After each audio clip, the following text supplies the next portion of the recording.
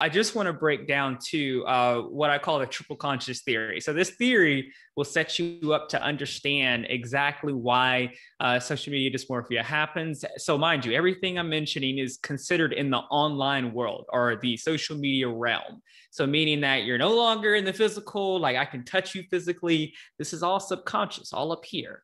So just keep that in mind. So it's called the triple conscious theory. And this theory is based off the W.E.B. Du Bois's double conscious theory called Souls of Black Folk. And he explains that African Americans in 1903 here in the United States, how they were inside is different than how they were outside, meaning outside, inside. That's it. Very straight to the point. And also how we adjust to it. So I said in 2015, nobody's addressing or no one has created a social media persona, or that term specifically. So I ended up putting the original two categories and then making a third, which is the trifecta, the social media persona at the top, public, and then private. So when you have the public and the private, that's normal social media conversation in person. But when you add the social media persona, you have the trifecta. But when you add these two, which normally you can keep separate, but social media, you can't. And I remind people that when you connect the two, you have that social media persona, which eventually starts altering reality. And when you start altering reality, you start altering yourself.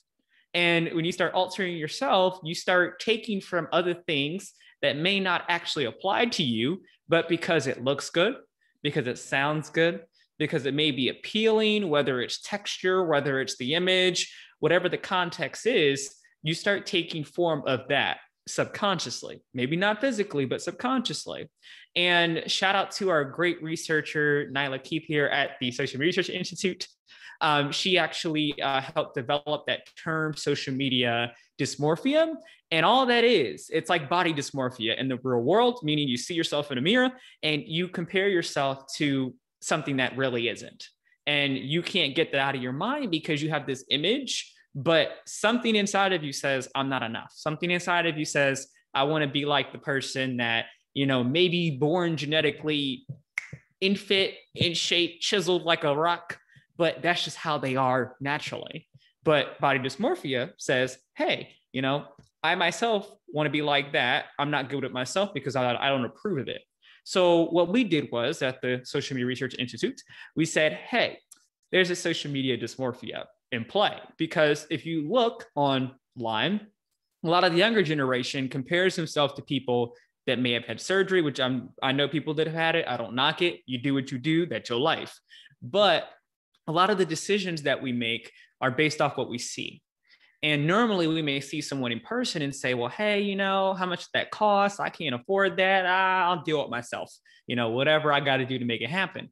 But nowadays, plastic surgeries have gone up, such as like Dr. Miami promotes plastic surgeries on Snapchat.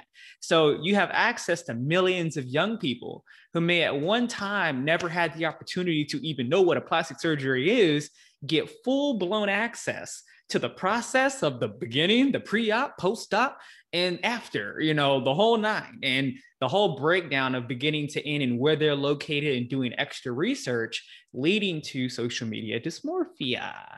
And also understanding too that not everybody is built the same way, but in a online world, online targeting, or you could say online marketing, leads to people getting fed images all day long, subliminal imaging, if I believe that's what it's called, or subliminal marketing, or subconscious marketing. So these are the type of things where, as we start introducing these new terms, such as a social media persona, we realize that with this social media persona, things like social media dysmorphia, social media dependency disorder, and many other things, social media addiction starts developing as your usage becomes negative.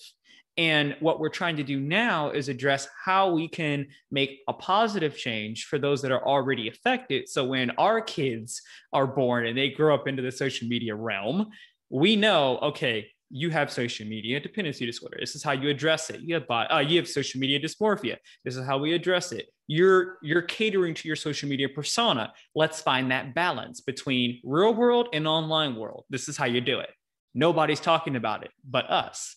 And yes, there are research out there that, subjugate certain things and talks about marketing towards the youth, but we're really talking about the user and not the big corporations. And that's what separates us from them to us.